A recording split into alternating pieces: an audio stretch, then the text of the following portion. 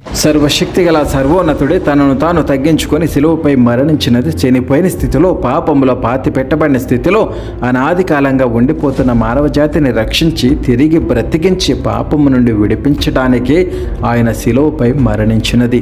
ఈ లోకం అంటున్నట్లు 3 మేకులు పీక్కోలేక, శక్తి లేక, చేతగాక కాదు. కొందరు మూర్ఖులు అన్నట్లు చెక్క మీద వ్రేలాడుతున్న శవం అని అవమానించిన అలనాడు రోమా సైనికులు భయంకర చిత్రహింసలు పెట్టి ఉమ్మివేసి హేళన చేసిన, ప్రాణం తీస్తూ పండగ చేసుకుంటున్న, అన్నీ భరించింది నా పాప విమోచనకే తప్ప ఆయనకు శక్తి లేక కాదు, మహిమ ఘనతలు తక్కువై కాదు. ఆయనే గనక పాప విమోచన కొరకు తండ్రి అయిన దేవుని కోపాగ్ని మానవులపై రగులు కొన్నప్పుడు అడ్డు నిలిచి తన ప్రాణం పెట్టి ఉండకపోతే ఆయనను హింసించి హేళన చేస్తున్న ఈనాటి లోకం భూమిపైన నిలిచి ఉండేదే కాదు. ఆయన 2000 సంవత్సరాల క్రితం ఎక్కడో ఇజ్రాయేల్ దేశంలో యేసు శిలువపై చనిపోతే ఇప్పుడు ఇండియాలో పుట్టి పెరుగుతున్న మనకు పాప క్షమాపణ ఎలా వస్తుంది అనుకుంటున్నటువంటి ఓ సోదరా, మానవులమైన మనకు ఇండియా, అమెరికా, జపాన్ అంటూ దేశాల భేదం కానీ దేవునికి సర్వభూమి ఒకటే. ప్రపంచ మానవులంతా ఆయన పిల్లలే.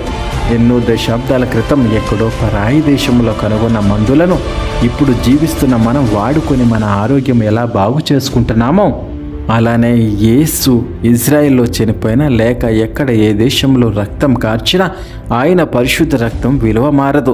ప్రపంచంలో ఎక్కడ ఉన్న మనిషినైనా పవిత్రపరచగలదు. మనం పుట్టకముందే కనుగొన్న ఔషధం ఇప్పుడు మనం ఎందుకు వాడాలి అని నువ్వనుకుంటే నష్టపోయేది నువ్వే సోదరా.